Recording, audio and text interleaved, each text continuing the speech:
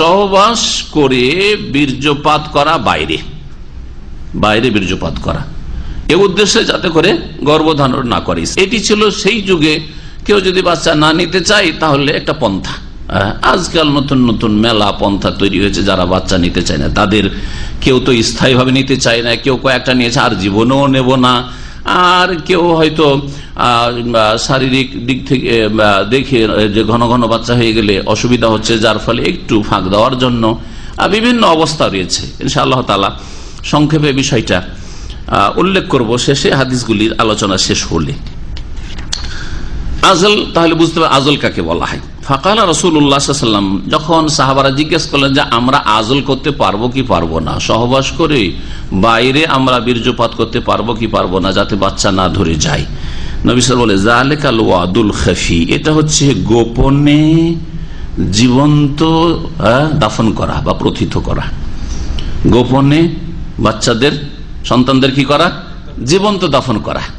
কিন্তু আলওয়াদ স্পষ্ট বললেন না, আলওয়াদ আল-যাহির স্পষ্ট নয়, স্পষ্ট দাফন করা, জীবন্ত দাফন করা মেয়েদেরকে, যে জাহিলিয়াতের জামানায় বেশ কিছু গোত্রের লোকেরা, সকল কাফের না, আমাদের দেশের অনেক বক্তারে বলে যে আরবের মুশরিকরা সবাই নিজের মেয়েদেরকে দাফন করে দিত। আরে সবাই যদি মেয়ে দাফন করে দিত তো মেয়ে কোথা থেকে পাওয়া যেত? তার বিয়ে করতে করতে, ঠিক না? এই প্রশ্ন তার কোনদিন জাগলো না আমাদের সভাপতি। বক্তাদের কথা শুধু শুনতে থাকলেন যে মক্কার লোকেরা মেয়েদেরকে কি করতো? জীবন্ত দাফন করে দিত। ঢালাহারে না না না, কিছু কিছু গোত্রের লোকেরা, কিছু গোত্রের লোকেরা দারিদ্রের ভয়ে আর তারপরে লজ্জায়, মেয়ে ঘরে মেয়ে জন্মেছে, লোকে কি বলবে, তারা বিভিন্ন গোত্রের ছিলেন, তারা তাদের মধ্যে এই বদ আচরণটি ছিল, তারা করত এই কাজটি। ইসলাম কবুল করার পরে তারা তওবা করেছেন, অনুতপ্ত হয়েছেন, লজ্জিত হয়েছেন, আর যারা কুফরের অবস্থায় মারা গেছে। জি, এই ছিল একটি হাদিস। এই বিষয়ের ওপর আর দুইটি হাদিস আছে, একসাথে তরজমা এবং সংক্ষিপ্ত ব্যাখ্যা করেনি, তারপরে বিস্তারিত মাসলা মাসাইলগুলি আলোচনা করব। দ্বিতীয় হাদিস, ওয়া নবী সাইয়্যিদিন খুদরি রাদিয়াল্লাহু আনহু আন্না রাজুলান ক্বালা ইয়া রাসূলাল্লাহ ইন্না লি জারিয়া ওয়া আনা আযিলু আনহা ওয়া আনা আকরাহু আন তাহমিলা ওয়া আনা উরিদু মা ইউরিদুর রিজাল ওয়া ইন্নাল ইয়াহুদা তুহাদ্দিসু আন্নাল আযলা আল মাউউদাতুস সুগরা ক্বালা কাযাবাতিল ইয়াহুদ লাউ আরাদাল্লাহু আন ইয়াখলুকাহু মাস্তাতা'ত আন তাসরিফা। রাহু আহমদ ওয়া আবু দাউদ ওয়াল লাফযু লাহু ওয়ান নাসাই ওয়াত তাহাবি ওয়া রিজালুহু সিকাত। আবু সাঈদ খুদরি রাদিয়াল্লাহু তাআলা আনহু থেকে বর্ণিত, তিনি বলেছেন আন্না রাজুলান ক্বালা ইয়া রাসূলুল্লাহ, একজন লোক এসে বলল, হে আল্লাহর রাসূল, ইন্না লি জারিয়া, আমার একটি দাসী আছে। আর কৃত দাসী হলে স্ত্রীর মতো তার সাথে সহবাস যায়। কৃত দাসী, কাজের মেয়ে দাসী নয়। আজকাল বর্তমান যুগে দাস প্রথা নেই, সুতরাং দাসী বলে কোনো কিছু নেই। অনেক মূর্খরা মনে করে যে খাদেমা হচ্ছে দাসী, না, খাদেমা দাসী নয়, স্বাধীন মহিলা। তোমার ঘরে চাকরি করার জন্য এসছে, চাকরি করে, যেমন বাইরে আপনারা চাকরি করেন, ওরা ঘরের ভিতরে হয়তো চাকরি করে, হাউস ড্রাইভার যেমন চাকরি করে ওই রকম খাদেমা চাকরি করে, এরা দাসী নয়। সুতরাং তাদের সাথে যদি কেউ জেনা করে, সেটা জেনা, সেটা সহবাস নয়, সেটা হালাল নয়। দাসী জিহাদ ফি সাবিলিল্লাহর মাধ্যমে অথবা জিহাদ ফি সাবিলিল্লাহর মাধ্যমে যারা পেয়েছে তাদের কাছ থেকে যদি বৈধভাবে কিনে নেয়, স্বাধীন কোনো মহিলাকে বা কোনো পুরুষকে দাস দাসী না বানানো হয়, তাহলে সেটা হচ্ছে দাস দাসী, যেটা শরীয়তে আছে, ছিল, দীর্ঘকাল ছিল, তারপরে সেটা বর্তমানে বাস্তবে উঠে গেছে। সুতরাং বাস্তবে এখন কোথাও দাস দাসী লিগালি নেই, সবগুলো ইললিগাল, জি, অবৈধ। কেউ যদি বলে এখনো দাসী আছে, সব অবৈধ, সবগুলো, জি। স্বাধীন মহিলাকে জবরদস্তি ধরে উঠিয়ে নিয়ে হয়তো দাসী বানিয়ে জেনা ব্যভিচার। আবু সাঈদ খুদরি রাদিয়াল্লাহু তাআলা আনহু থেকে বর্ণিত, তিনি বলছেন যে এক লোক বলল, হে আল্লাহর রাসূল, ইন্না লি জারিয়া, আমার এক দাসী রয়েছে, ও আনা আজিলু আনহা, আমি তার সাথে সহবাস করি, আজল করি, মানে বাইরে বীর্যপাত করি। কেন? কারণ হচ্ছে ও আনা আকরাহু আন তাহমিল, সে গর্ভধারণ করুক, এটা আমি পছন্দ করি না। দাসী স্ত্রীর মতো নয়, তার কাজ কাম বেশি, তার কাছ থেকে কাজ নিতে চাই।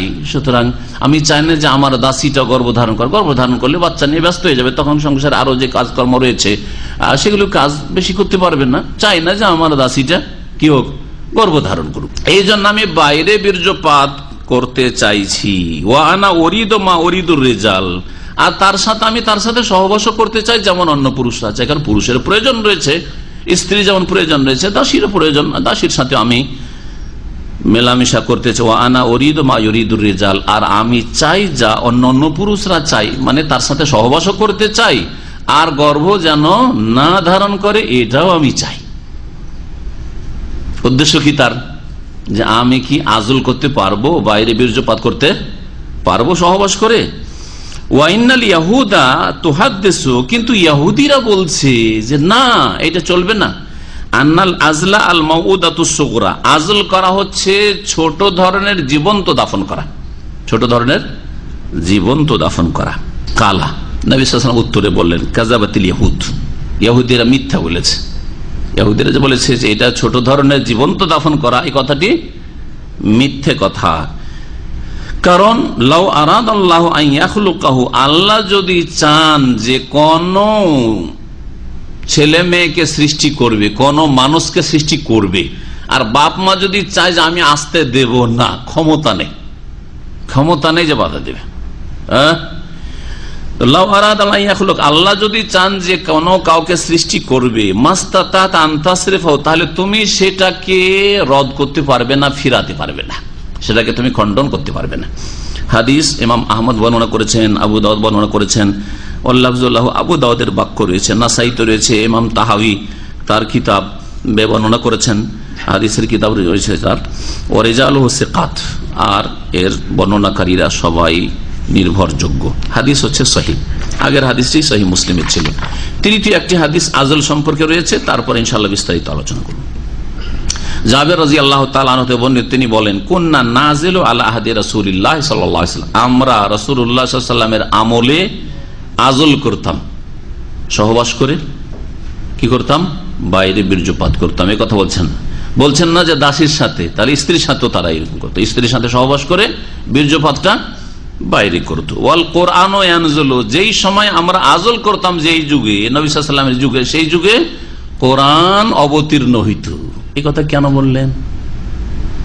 কুন্না নাজিল ওয়াল কোরআন ইয়ানজিল, আমরা আজল করতাম আর কোরআন নাজিল হচ্ছে, বলার উদ্দেশ্য কি? পাবেন,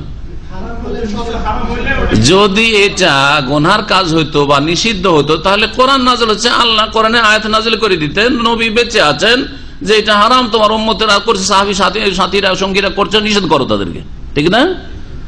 ওয়াহির দরজা খোলা আছে, সেই সময় আমরা নবী সাল্লাল্লাহু আলাইহি ওয়াসাল্লামের জামানায় কি করেছি? আজল করেছি। ওয়ালাউ কানা শাইয়ুন ইয়ানহা আনহু, সেটা যদি এমন কিছু হইতো, এমন বিষয় হতো যে তা থেকে নবী সাল্লাল্লাহু আলাইহি ওয়াসাল্লাম নিষেধ করেছেন, লা নাহানা আনহুল কোরআন, তাহলে কোরআন এতে থেকে বারণ করে দিত, কোরআনে আয়াত নাজিল হয়ে যেত, অথবা রাসূলুল্লাহ সাল্লাল্লাহু আলাইহি ওয়াসাল্লামের কাছে অন্য ওহী হয়ে যেত। নবী সাল্লাল্লাহু আলাইহি ওয়াসাল্লাম কোন খুতবায় আলোচনায় বলে দিতেন যে কিছু কিছু লোকেরা তোমাদের মধ্যে আজল করছে, যেটা জায়েজ নয়, সাবধান হয়ে যাও, করিও না। এরকম হয়েছে অনেক ক্ষেত্রে, কোরআন আয়াত নাযিল হয়নি, কিন্তু নবী সাল্লাল্লাহু আলাইহি ওয়াসাল্লাম সতর্ক করে দিয়েছেন। জি, মুত্তাফাকুন হাদিস, বুখারী মুসলিমের। ওয়ালে মুসলিমের আর সহিহ মুসলিমের রয়েছে, ফাবালা যালিকা নবী আল্লাহ সাল্লাল্লাহু আলাইহি ওয়াসাল্লাম, আমরা যখন নবী সাল্লাল্লাহু আলাইহি ওয়াসাল্লামের আমলে আজল করতাম, বাইরে বীর্যপাত করতাম সহবাস করে, এই সংবাদটি নবী সাল্লাল্লাহু আলাইহি ওয়াসাল্লামের কাছে পৌঁছে গেল যে কিছু সাহাবীরা এরকম করছে। ফালাম ইয়ানহানা আনহু, তখন নবী সাল্লাল্লাহু আলাইহি ওয়াসাল্লাম আমাদেরকে এই কাজ থেকে নিষেধ করেন নাই, এই কাজ করতে নিষেধ করেন নাই, নবী সাল্লাল্লাহু আলাইহি ওয়াসাল্লাম নিষেধ করেননি। তাহলে কি জায়েজ কিনা? জায়েজ। জায়েজ না নাজায়েজ এই মাসলাটি শুনিয়ে দিই, আর তারপরে এই হাদিসগুলি থেকে যেসব মাসলা মাসাইল ইস্তেমবাত হয় সেগুলি শোনাবো।